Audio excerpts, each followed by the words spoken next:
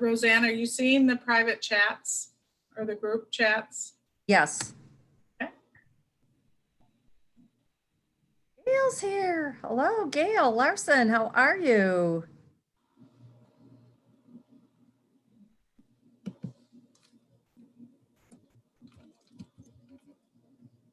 Okay, well, it's 12:02, so I'm gonna start things up. Thank you everybody for taking the time to join us for this presentation. This is Elmwood History and Birds. I mentioned before, we will take questions at the end, so if you have any questions during the presentation, you can put them in the chat box, and then we'll go through those at the end. This presentation should be under an hour, so then if you need to go, you're welcome to go, or you can stay for questions. So yeah, I think with that, I will pass it over to Joni and start the presentation. Thank you all very much. Hi everyone, welcome to our Elmwood Detroit Audubon WildBirds Unlimited webinar today. We are very excited to be partnering in this together and sharing the joy of history and the grounds of Elmwood with birding enthusiasts.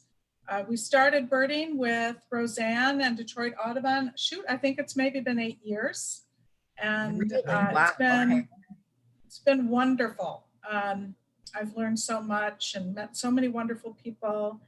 And all events at Elmwood Cemetery are open to the public, and they are free. And I invite you to come back and enjoy Elmwood. We have walkers, runners, and people who bicycle through the grounds, and just use us like a park. It's a little different right now because of COVID, but typically we have regular bird walks and regular history tours. So today I'm going to touch on some of the history that we have at Elmwood. And I would encourage you to go on our website, which is located at the end of the program, but it's elmwoodhistoriccemetery.org. And you'll have a listing of what we hope to offer next spring. We shut down our public events this year because of state guidelines to keep people safe. And Roseanne, would you like to introduce yourself? Hi, everybody. I'm Roseanne Kovalck, and I am a board member at for Detroit Audubon and have been for many years. We've had a great partnership, and I approached her about doing the bird walks, and it's been a lot of fun because she brings an aspect to the bird walks that when there's no birds around, we can talk about really cool historic stuff at Elmwood. And we've had a chance to really observe some wonderful bird behavior while we've been there, especially the nesting red tails and Cooper's hawks. So that's really fun. And it is just a beautiful setting and wonderful topography that you get there. Yeah, thank you. So next screen, this is just a photo of our historic gatehouse. And this was designed by Gordon Lloyd, and you can see those curved windows. Those, that was originally the entry, and you drive into the cemetery through that archway. We closed it off in the early 2000s just to make more space, more room for families who were coming in to make arrangements. And Gordon Lloyd also designed St. John's Episcopal Church in Detroit, and he is buried at Elmwood. Next slide. I'm going to take my photo off. So here we are, and usually when it's not COVID, we have telescopes and binoculars that we share. We try to get everybody to learn how to use binoculars the right way, get you started on what's the best way to be able to see birds. So beginners are completely welcome. We love it because the enthusiasm that they can bring to the programs that we have is wonderful. We just like to teach from the very basics on. Next slide. In that front area that we were looking at by the chapel, the area that's around the fence has a lot of evergreens, and on the ground there, we typically get very good birds like the white-crowned sparrows, white-throated sparrows, juncos. So we always stand there at the beginning, and that allows us a chance to be able to look at the different birds, get used to our binoculars, and see the birds that would normally feed on the ground, using their feet to hop back and forth and disturb the mulch that's down, looking for insects and seeds that have fallen to the ground. And there's our little white-throated sparrow. Oh, oh, This is a general map of the 86 acres at Elmwood. And we'll be talking about some of this. If you look right above our name where it's Elmwood Cemetery, you'll see that's the gatehouse. That's where you enter the grounds. And, you know, we have two different walks that we typically do for birding. We either turn left and walk down along the pond, or we go straight and walk up through the cemetery, ending along the pond side. As you can appreciate, we see a lot of activity around the pond. Next slide. This is our Michigan historical marker that's located right as you enter the cemetery, and it is right at the top of a valley. It's called Chief Pontiac Valley. And one of the neat things about this spot when you're standing here is that you look out and you can see the natural topography of Detroit before it was flattened for development. This is also the spot back on July 31st, 1763, where there was a battle between the British and Chief Pontiac. Chief Pontiac learned of the upcoming attack and positioned his men all throughout this area. And when the British came in, they were ambushed. And we'll see it in a few more slides, but there's a waterway just to the left. And there was so much blood spilled that day that waterway, there's the bridge over the water. The waterway ran red with blood, and it's now known as Bloody Run Creek. This bridge actually predates the cemetery. The cemetery was founded in 1846 as a non-denominational, not-for-profit cemetery. We were fully integrated from day one. Next slide. Yeah, and that's the area with all the open spots that we have that's very good for squirrel habitat. So there's an abundance of them, which is good news for the red-tailed hawks and the Cooper's hawks, because both of them are very adept at being able to capture squirrels and have them for breakfast, lunch, or dinner. So this was a day that we were walking with Dr. Leonard Weber, who was leading the walk for Detroit Audubon. And we happened to see that red-tailed hawk catch and then eat that squirrel. A lot of people loved it. This is the Blaine family marker, and it's snow covered right now, but just below it, it has Dr. Alexander Blaine's name, and it says born upon this spot. This always sparks a lot of interesting discussion. Dr. Blaine, who founded Blaine Hospital in Detroit, Blaine Clinic, and he was the first doctor that brought different physicians in to treat patients who had more than one ailment. Dr. Blaine was born here because his father was our second superintendent, and this is where the superintendent's home sat. So from here, you look down onto the grove of black walnut trees, beyond that old bridge that you just saw, and into the pond area. Next slide. Across from Dr. Blaine is Dr. Charles H. Wright. He would be the founder of the Museum of African American History that's located here in Detroit, right on Warren. Dr. Wright began sharing his passion of teaching people about the African American story when he was a young man, and he would collect different artifacts, store them in his home, and load them in the family station wagon and take them around to different schools to share that history.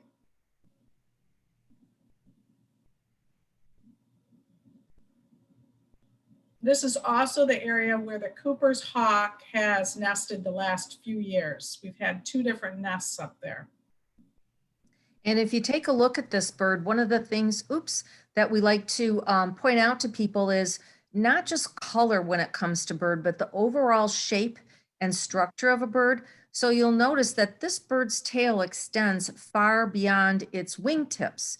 And the reason for that is because this bird is made for being able to maneuver through trees and shrubs and go after smaller birds. That's typically what this bird is eating as the primary part of its diet. It will take rodents if it has the opportunity, but that's not what it's built for mostly. The red-tailed hawks that are larger with the shorter tail and more robust and able to soar around in circles and then come down and get a squirrel, that's the predominant difference between the way that those 2 types of raptors are structured in order to be able to catch different types of prey. Next slide, yeah. Oh, this one is fun. This one I remember with Joni. Yes. We were looking at this and she pointed out, there's a hummingbird. And all of a sudden, as we were watching, we realized that the hummingbird was taking little bits of spider web. And then, that's what they do with spider web is they use that to create their nest. I'm not sure if you had more to say about this particular grave before we went to the next one, Joni? I do. This is a very interesting monument. So this is a sarcophagus, and a sarcophagus is a box-like structure that the coffin usually goes in. This one in particular is modeled after the sarcophagus of a Roman general from 305 BC. It is exquisite, the detail on it.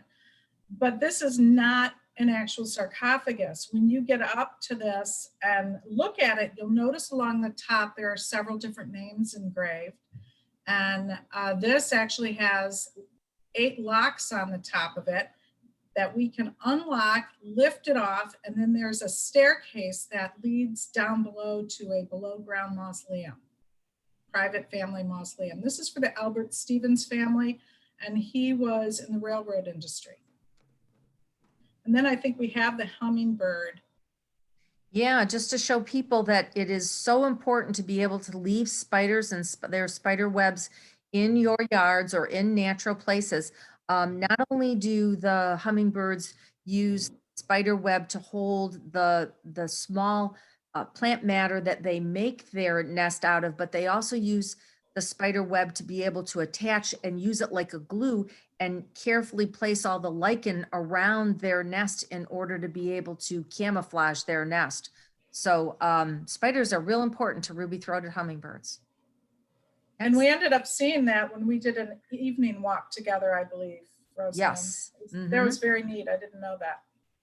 Next screen. This is the Alger family mausoleum. Again, another private mausoleum. One of the most beautiful sets of gates that we have on the front of a mausoleum. Russell Alger, he was one of the founders of the Republican Party. The Republican Party's primary platform was to abolish slavery. He was a Civil War general, became a governor in the state of Michigan. He was one of 7 governors that we have on the property. And this is just a beautiful, beautiful mausoleum with trees around it. That tree on the right side is a service berry tree. And the berries, you watch them turn a nice purple and the birds swoop in and pick them at just the right time. Yep, very important plant. Here's one of our favorites that we get on just about every walk. Of course, more blue jays in the spring and the fall when they're migrating, but there's always a resident number of blue jays that stay around during the whole year. Blue jays are important because of the fact that they will take mast or acorns, nuts from beech trees and take them and try to hide them in places where they can find them later, cache them away. They'll put them on the ground, put a leaf over them, or, try to kind of poke them into places. Of course, they don't remember where they all are. So not only are they helping to feed the squirrels, but they're planting new trees. And that's one of their main purposes is that they are nature's foresters. Next slide. Of course, who doesn't love cardinals? And we do have cardinals there singing. This is the male. The female has a lot more muted color, but it's always beautiful to be able to see the cardinals when we're there.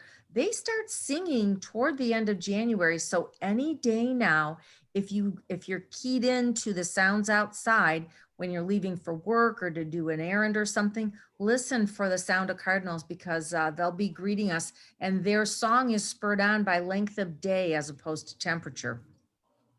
Next slide. This is the Horace Calkins family monument. Horace Calkins, along with his dear friend, Mary Chase Perry Stratton, founded Kovalcik Pottery, which is located on Jefferson, just about a mile away from Elmwood Cemetery. This is the only example we have at Elmwood of Kovalcik pottery on the outside of a monument. We have some private mausoleums that have Kovalcik tile work on the interior, but this is the only spot it's visible to the public. If you look at the center window there, that vase actually used to stand in that open window, and about 50 years ago was broken in a storm, and we contacted the artisans at Kovalcik, and they came over and created this panel for the monument. This is a curved monument. It's quite beautiful.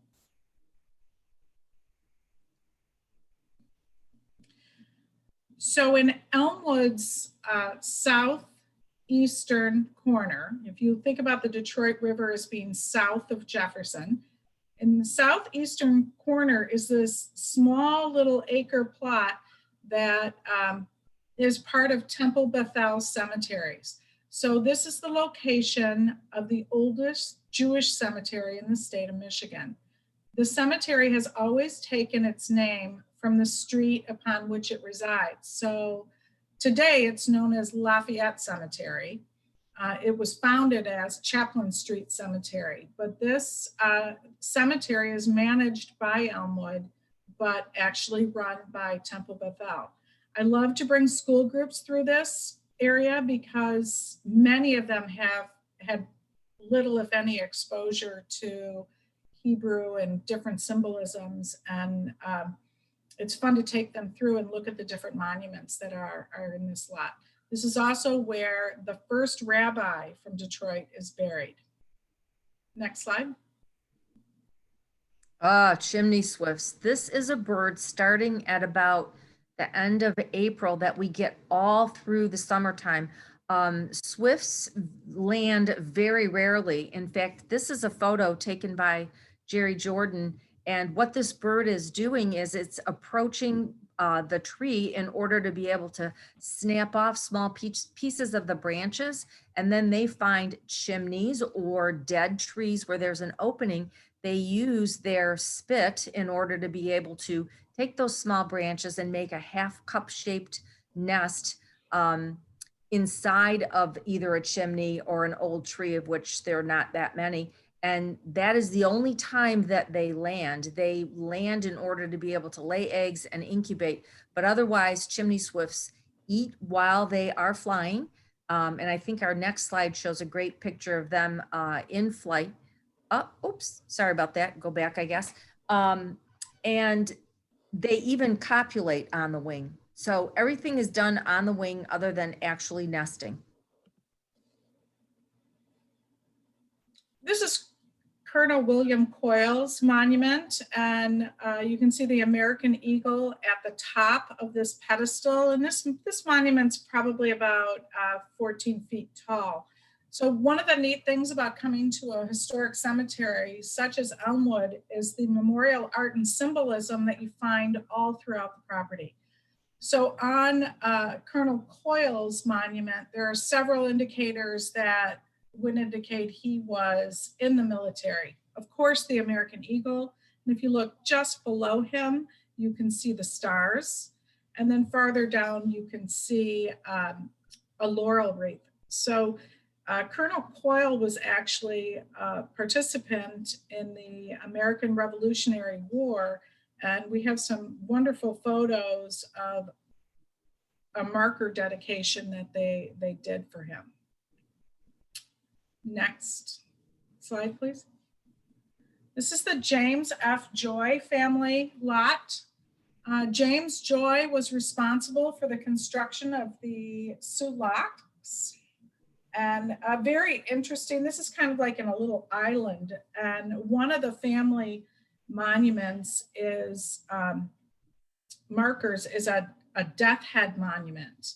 And it has a little curve to it, and it has eagle's wings, angel's wings, and crossbones, and that is to ward off evil spirits. And then if you go down a little bit farther in that family line, you'll see Helen Bourne Joy. And another nice thing about Elmwood is people might choose something to represent their life. And what they have written on the bottom of her marker is never a dull moment. Sounds like she maybe was a fun woman to be with. Henry Joy was one of the people responsible for the construction of the first east-west road highway connecting the East Coast to California. There's a historical marker in his honor in Wyoming. Next slide. Yes, come springtime, about mid-April, we should be seeing the return of rose-breasted grosbeaks. They spend most of the year down in Central and South America and come back to this area just for breeding. And so that's always a wonderful bird to be able to get to see. You can see the similarities between them and cardinals. If you were to add a crest to this bird, you've got the same general body shape, same type of a beak. And yes, just a fabulous bird to be able to get to spot, and they don't move around real fast. So once you see one, you can usually stay on it for a bit. Next slide. So this is another beautiful monument for Joseph Granger. And I had to snap the one on the right when I was down there early one morning and the sun was coming up. I just think it's breathtaking. But this monument shows a lot of different memorial symbolism. If you look at the top, you can see the draped cloth and then the roping that's around it. So that would be indicative of military service. And the ivy that's wrapped around that pedestal, that column as well. And then below that, you can see two clasped hands, which has two separate meanings. It can either be farewell or welcome to eternity. In some instances, the family will tell you what it means because it'll be labeled. And then below that, a lot of things that would be indicative of prosperity. So right below the hands, you can see that there's a scythe and sheath of wheat. And then there are bountiful baskets on both sides. Just above the basket on the far right, you can see a crown that has a cross in it, and that would mean faith above all else. Joseph Granger was actually in the tobacco business. Next slide.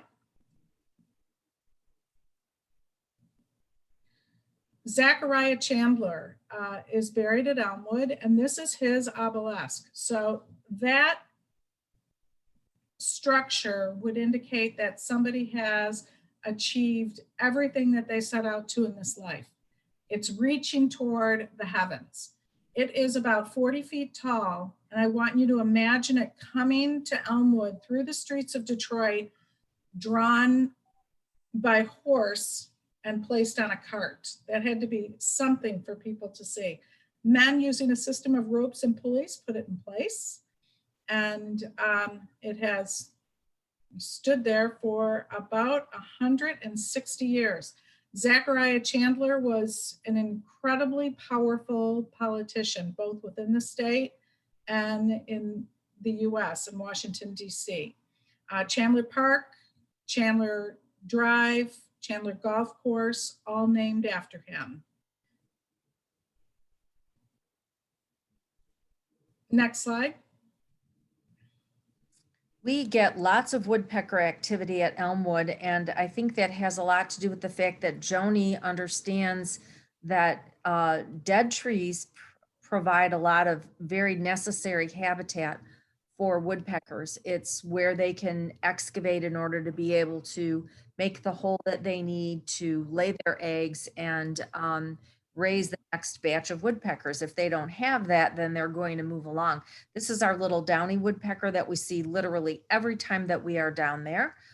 We also sometimes have hairy woodpeckers, which are a version of this bird that kind of looks like it's hyped up and on steroids, as well as we've had northern flicker and red-bellied woodpecker. It's been a really good spot for that. They're quite predictable. Oh, here's a great shot of red-bellied woodpecker, mostly a southern species in the United States that has expanded their range northward.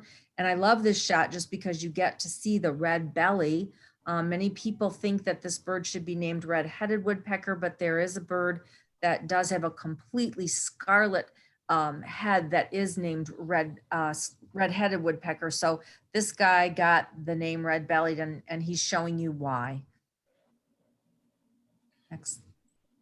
This is our historic chapel. The chapel was the first building that was placed on the property back in 1856. All the stone was quarried from Kelly's Island, and we have Michigan cherry trees that have been used in there. The chapel's been renovated a couple of times, and we use it daily for all of our community events. So when we have a bird walk, we'll end up at the chapel and have refreshments and talk about the different species that we saw. Next. So there were three prominent Ford families in Detroit. Everyone knows the automotive Ford family. This is the John N. Ford family, which is the banking Ford family. This lot is over just beyond the chapel and is beautiful, but there's a very unique monument in this lot.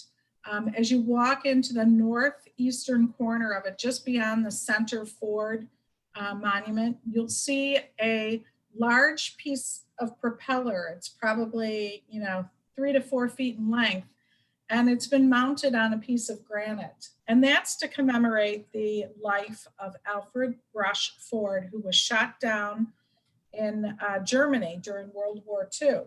The family chose to get a piece of propeller from the same type of plane he was flying when he was shot down and use that to mark his life. Josephine Ford was an automotive Ford, married Walter Buell Ford. She would be the one member of the automotive Ford that's buried here at Elmwood. Next slide. Ah, yes, the return of the red-winged blackbird, truly the harbinger of spring. And I would say that typically they arrive sometime in March, and middle to the end of March. We get many of them that are find the right habitat at Elmwood to stay and create, a nesting habitat situation, especially around the pond.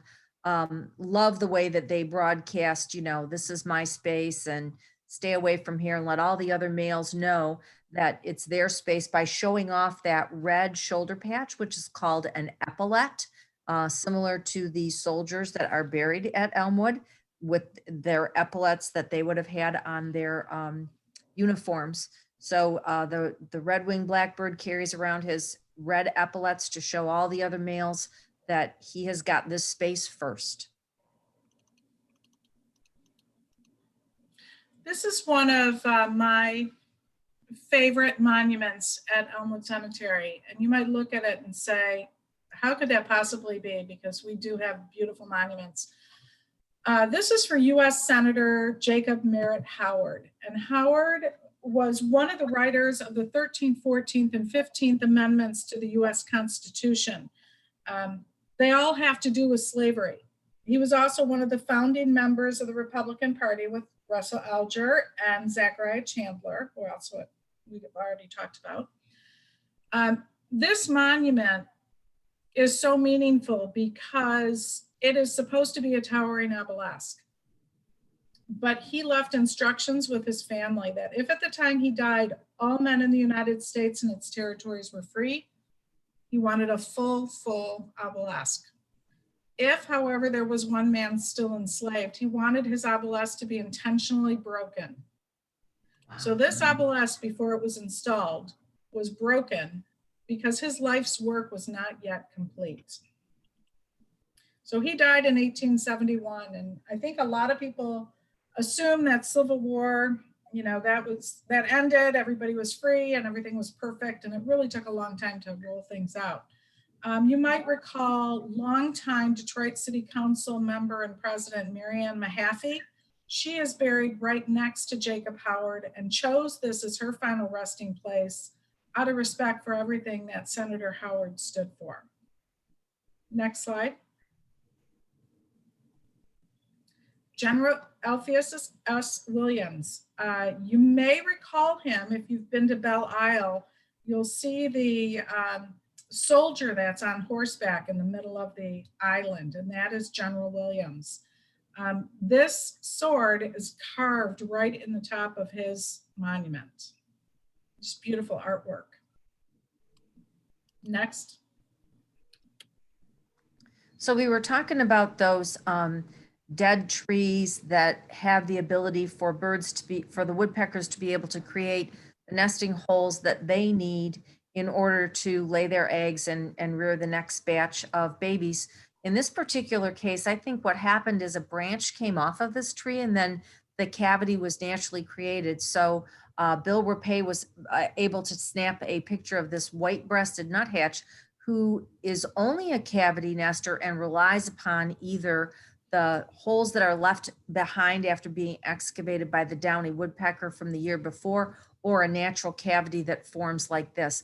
Because they use cavities to nest, they can start to nest much earlier in the year. So it's not unusual for them to stay together through the winter, making contact calls with each other, the male and the female, and then come springtime for them, which is the end of March, beginning of April, they will start to seek out these places. Interestingly enough, those birds that use cavities to lay their eggs, such as this white-breasted nuthatch, have completely white eggs. And the theory is that they're much more visible to the parents. Next slide. So we are also the final resting place for Mother Wattles. And Mother Wattles, you are probably familiar with the ads that you've seen on TV that talk about her mission. She received over 400 humanitarian awards. One day I was leading a group of school children through the grounds, and her granddaughter was there. And she said, I was talking to her about Mother Wattles, and she said that she did not start her charitable work until she was in her late 40s. So it's never too late to reach out and do something good. Next slide. Right across from Mother Wattles would be Martha Jean the Queen. And Martha Jean the Queen, of course, was had a tremendous radio program with a great following here in Detroit and was a great force following the civil unrest. She really tried to build people up. And if you look at the two benches in front of her private mausoleum, one of them says, on the south side, it says, "God bless you, I love you." And across from it, it says, "You are somebody." Toward the end of her life, she became one of the primary partners with MGM Grand Casino. Next slide. So speaking of mothers, who is more devoted than a mother robin? I absolutely love this photo that Lisa Brady took. We sell Lisa's cards at my store. She takes the best photos. And I just love this one of the baby with its mouth open saying, feed me, of course. So I was glad that Lisa was there that day and was able to take this photo. Just adorable. Mm-hmm. Oh, Joni knew about this tree and took a picture of it. You can see the tree on the left, the concentric little holes that are there. And then if you look at the right-hand picture, in the upper left-hand part of that tree, you can just see some shiny sap coming out of the sap hole that this bird has dug. And yes, there really is such a thing as a yellow-bellied sapsucker. They make these holes at the beginning of the spring when they return, which is in April. And they typically return to the same trees and try to open up all of these little holes they've made. As the sap flows, not only do they lick the sap as part of their nutrition, but insects are drawn to it. And so then they are able to eat the insects, and closely following upon their heels are the ruby-throated hummingbirds, who also partake of the sap and the insects as some of their first foods in migration.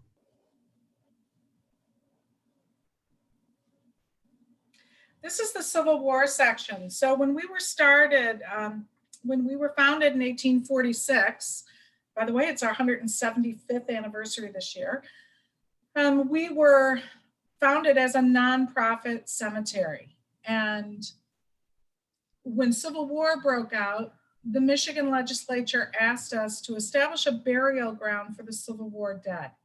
So in our cemetery, we have over 600 veterans from the Civil War alone. And we have veterans, in fact, from every conflict the United States has been involved in. But in this particular section, we have 225 people who served in the Civil War. We have 18 members of the the 102nd U.S. Colored Troop. That was the first colored troop that fought for the Union from Michigan, that are buried here. We have Native American soldiers that are buried here, and Canadian soldiers that are buried here, that all fought for the Union. You can see that this is an area that we hold our annual Veterans Day celebration. And we use the children from the high schools that have the junior ROTC candidates to line. They're all from Detroit area schools that they surround the perimeter of our Civil War section. And then if you look just off to the far right, you'll start to see some tall maple trees. And now we'll move to the next slide. Aha, and look who decided to build a nest. This is the red-tailed hawk nest. And they have been so entertaining. So this is the empty nest. If you advance to the next one, you get to see the 2 immatures that we had one year. One other year, I think that there were 3, weren't there, Joni? You can see 3 of them here. The one is kind of hiding behind the one in the middle. If you look off to the far right. Look at that, he's looking over his shoulder. So Gosh. this was the year that we had the three little ones. Perfect. So red-tailed hawks are a beautyo, and they are very good at taking squirrels, rats, baby raccoons. Probably couldn't handle a full-sized one. But yeah, that would be their main prey, and obviously speaks to abundance of prey if the parents were able to rear these 3 by themselves. Next slide. And there he is. He's out of the nest, but he's not flying yet. So he's just sitting there waiting for his next meal. And that is very typical of all birds. There's a time when they leave the nest and they're not super capable of flying.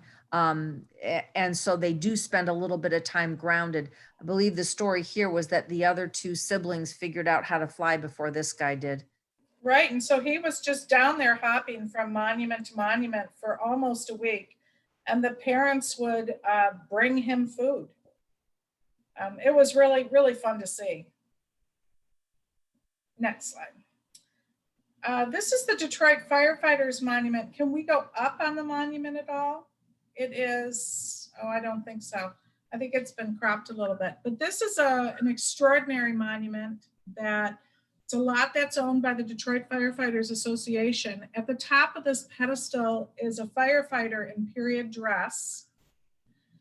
And he has, the helmet in his left hand and the horn in the crook of his elbow and his right arm. And that is the horn that they used to use to call volunteer firefighters to come help fight fires. And as you can see by some of the markers on the lower left, that horn is still part of the Detroit Fire Department logo.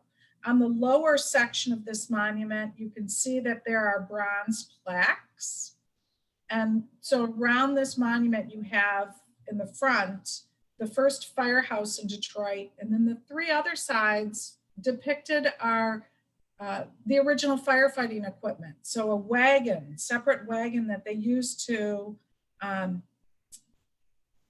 carry the ladders or the urns of water or the hoses. All three of those were on separate ladders. What's going on here is this is a Memorial Day celebration that the Detroit Firefighters Association has.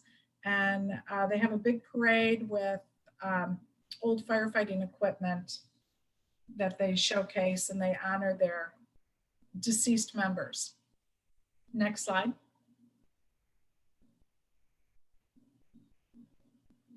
Just down from the Firefighters Monument, you can see that we have this roadway that's lined by honey locust trees.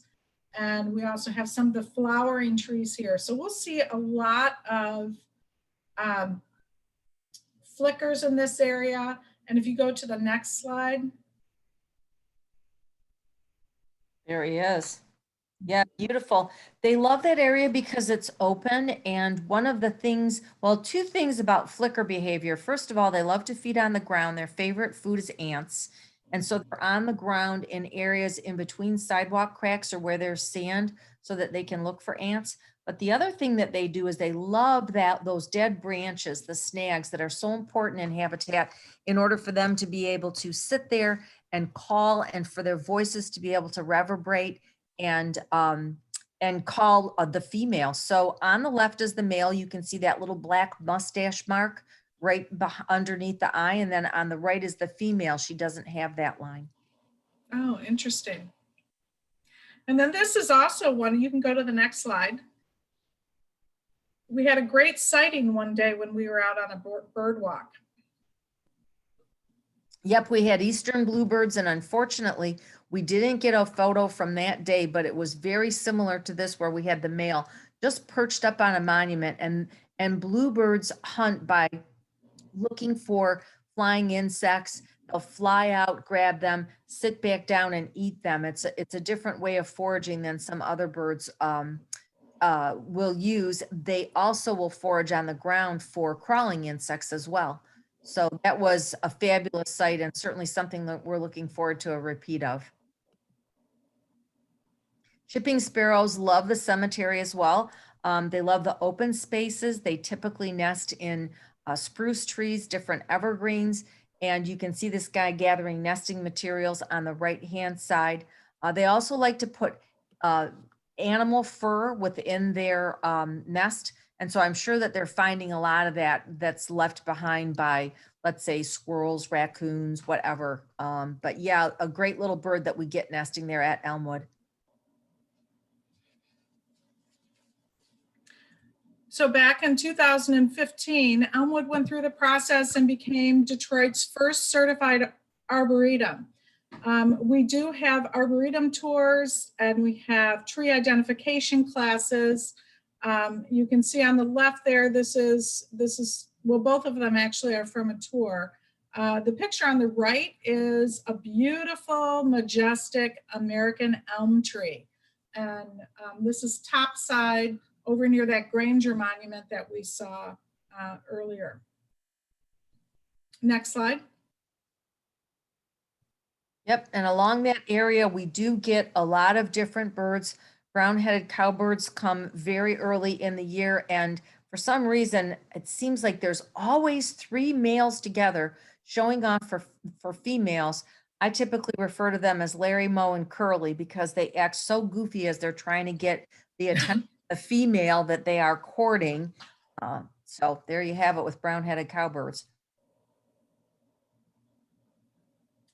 General Hugh Brady. So this is up above where we saw the eastern bluebird.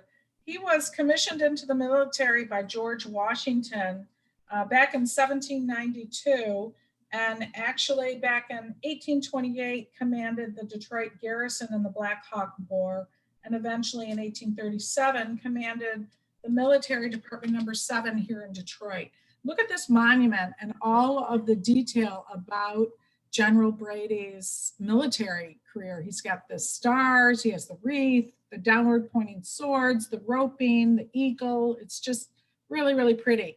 And we have had Cooper's hawk that have nested just probably across from this, there are a couple of large trees that they like to nest in, and they have a good view of the valley down below. Governor Lewis Cass. It was actually a grandchild of Lewis Cass that was Elmwood's first burial a couple of weeks before we opened back in 1846. Lewis Cass was Michigan's first territorial governor.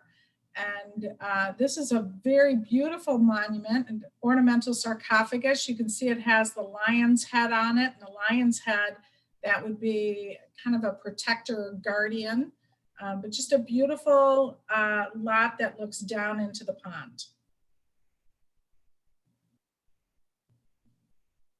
I think this is our, is this the area of our oak tree? Yeah, our bur oak. Yeah, and so oaks are the most important tree that you can plant because of the number of insects in the way of butterflies and moths that are attracted to them to use them as a host tree. They are the host to more than 500 different types of butterflies and moths who use this and then have caterpillars that emerge at the beginning of the spring, and that coincides completely with migration and attracts those warblers that we all love to look at so much. And so this is a class that Detroit, Greening of Detroit holds at Elmwood to teach their people different things about trees. Next slide. So we've got quite a few warblers that we've seen there, a couple pictures. They're a very hard bird to photograph because they don't sit still. They're constantly moving in order to find food. This is a black-throated green warbler, a neotropical migrant that makes its way from Central and South America in order to breed in North America during those fast 3 months that they're here. Next slide. The northern parula, right in the middle. Such a brilliant bird, but look how easily that bird blends in when you're looking at it. And that's one of the things that we try to teach people, how to look at the bird first, raise your binoculars in front of your eyes after you have the bird in sight. And that usually results in a little bit of a better situation than when you're trying to find the bird looking through binoculars and searching the trees. So this is another, actually this bird is not completely neotropical because this bird will go to the southern states in Mexico and come back. So it's one of the warblers that return sooner than others. And then I think we have, yep, Breasted Warbler. This is a bird that nests up in the boreal forest of Canada.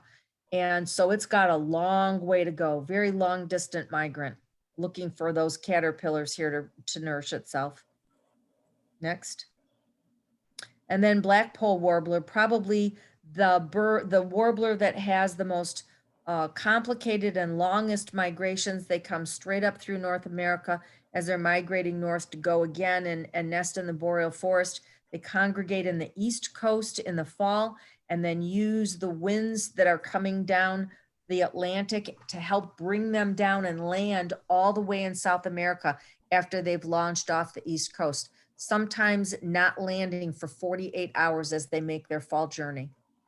Wow. And this is a beautiful view of Bloody Run Creek that I talked about previously. And this would be the northernmost part of it. So Bloody Run Creek is usually piped underground in the city of Detroit. And Elmwood would be the only spot where it is daylighted or open for viewing. So most of the water sits in our pond, but there's some that leads into it and then out from it, of course. This is adjacent to our new public mausoleum. Good bird area for sure. And we're going to see some nice birds coming up here. So yeah, we've got, if you see on the right-hand side there, that is an eastern phoebe that has placed nesting material up there. They like to be out in the open like that. And typically people report them as being their cottage on top of a light fixture or something like that, or a shelf. So this is very typical habitat for them to create nests. Next slide. And there's that eastern phoebe. Looking for an open space, which is good around that area of the cemetery because they can sit on an open branch like this, tilt their head, be able to see the flying insects that they then fly out for, catch in their beak, come back into that same perch in order to eat it. So that's where the name flycatcher comes from. And eastern phoebe is part of the family of birds that would be called flycatchers. Next slide. And somebody had American woodcock there. I didn't lead this walk, unfortunately. I would have loved to see them. This is a very early migrant, a pretty prolific bird in Michigan. They like second growth areas, willows, nice tangly areas that they can go and nest in, and just such a bizarre Dr. Seuss looking kind of bird. So cool to see. Next. This is the pond that's towards the beginning of the walk or the end of the walk, depending upon which way you went. And of course, water is such a magnet for birds that we've had really good sites of many things in this area. Next.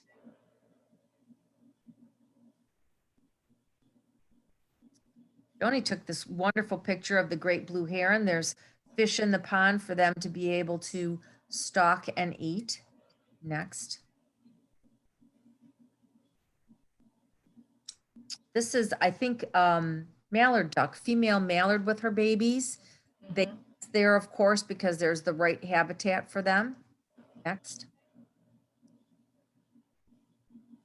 And what part of Michigan doesn't have Canada goose? So many babies, it's unbelievable. Yep. Next.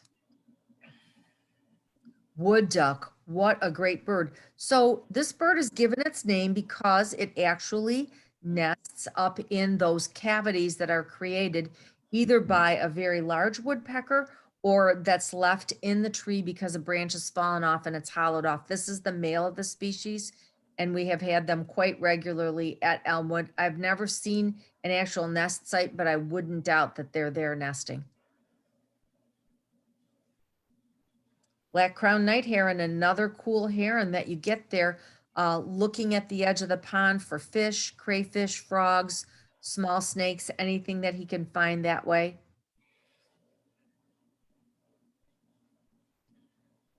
Thank you so much for joining us. I hope that you guys enjoyed your little natural history tour and birding tour of Elmwood Cemetery. If you have any questions, you can get a hold of me at my store. And I'm sure Joanie is willing to answer questions as well. Absolutely. And there were a couple of questions that were posed in the chat that I'd like to address. One was by Barbara on vandalism. And, you know, we are really blessed at Elmwood. We do not have issues with vandalism. And I think it's because we're an active place. We have people using us for recreation. We have active burials, 400 to 500 a year. We have guys that are out on our grounds 6 days a week. So I think that is why we've been so fortunate. And Carolyn asked about if there were any maps. And I direct you to our website, elmwoodhistoriccemetery.org. We have developed 7 different self-guided tour maps. 3 of them are on trees, and 4 of them are on history. So African-American heritage, political leaders, business leaders, and then we just launched this year an Underground Railroad Network to Freedom map because of the people that were involved in the Underground Railroad that are buried at Elmwood. So we try to have a lot of educational material. We have all of that also available for free in our office, but I'd encourage you to wait to the spring for that. And somebody asked about when is the best time to come birding. Of course, the time that you're going to get the most birds in any area in Michigan is going to be during spring migration, which starts in about mid-April, peaks the first 2 weeks of May, and then tapers off through the end of May. That's when you're going to get the most diversity. But there are birds that are at Elmwood year round. A little bit of a slower pace and able to enjoy them more at other times of the year other than during spring migration. Another question for, oh yeah, Joanie? Go ahead. Another question for you was, what section of the cemetery is Fred Sonic Smith buried in? Oh, he is right near the Firefighters Monument and right across from it, kind of just southeast by about 50 yards. And he has two shards of rock that mark his final resting place. One just says musician, 20th century, and the other one says Frederick D. Smith. Great. I think and that's for those who all. don't know, he is a member of the MC5. Kick out the jams. I'll leave it at that. A lot of questions about tours. Please feel free to reach out to me. All of our tours are free, and I would love to take you and your friends around on a tour once we're able to do that. We got one more question at the end here. How are the greenhouse lights in Canada affecting migration? Roseanne, are you familiar with that at all? Yes, I am. I've been birding near Point Pelee for, oh God, I hate to tell you how many years, 40, 50. And this is definitely new that, you know, that area of Canada was where they originally were planting all of the tomatoes for the Heinz factory. And then they started putting up greenhouses so that they could grow more tomatoes. And now that cannabis is legal, they are extending the greenhouses so that they can include that as a crop, retrofitting the greenhouses so that the lights are not as problematic is more difficult than building the greenhouses with the protection to begin with. I don't know that we're going to know the effects of this until we've gone through a spring migration. If somebody is actually going and looking and seeing if the birds are drawn to those lights, and then lights confuse birds during the night. And then that is when most of these smaller birds migrate is at night to stay safe from predators. And so they're drawn to the lights, just like a moth is drawn to a porch light, and it just disorients them. So I think we're going to get more data a lot this year. I can't imagine that there wouldn't be some pressure from the National Park System for the city of Kingsville to do some planning in order to be able to protect the birds, since that's right in the middle of a major migratory pathway. So we'll keep you posted, and I'm not sure that we can affect much of what goes on in Canada, but it's good that we're aware. And something to think about if we do have access to any office buildings or even our own homes, lights out is very important from mid-March through the end of May for that purpose. Oh, thank you. Yeah, thank you so much. You're welcome. That looks like all the questions that we have. Joni and Roseanne, did you see any others? No questions. I just wanted to acknowledge that Bill Rapay, who is the president of Grosse Pointe Audubon, has been my co-leader on the walks. He is a wonderful person to lead bird walks with, as well as Jim Selk, who I know is watching this presentation. And we were so excited one day to be able to share a life bird with Jim, who had it in the scope. And true to the gentleman that he is, he let everybody else look at that yellow-billed cuckoo first. And then he took a look and said, wow, that's a life bird for me. So that was really exciting to be able to share that. Jim carries the scope and has done for me for many years. He's a wonderful addition to all the bird walks that we have at Elmwood. And I look forward to being able to do that with everybody again soon. Thank you. Me too. We just have one more question. Do we do walks just for photographers? We have done photography classes. I'm happy to lead a walk for photographers. If you would like to pull some together, that would be great. Yeah, we encourage photography on any of our field trips, and just depends on what's out there. But yeah, good question. So I think that's everything. Joni and Roseanne, thank you so much. You guys did a wonderful job. It was really great. And I would just like to make, Ava, one more comment. Just a plug to really consider becoming a Detroit Audubon member. It's super easy, and you get Flyaway magazine that just shares so much great information about upcoming events and different things going on in our environment. Yes, yeah. One more question. All of our field trips are open to non-members. Some of the farther away field trips have a small fee, but almost all of the field trips within Detroit, including Elmwood, are free to everyone, including members and non-members. All right, I think that is everything. Thank you everyone so much. And we will be sharing this recording. We'll send out an email in the next week or so. So if you want to share it with anybody else, you are welcome to. Thank you all so much and have a great day. Thank you. Thank you.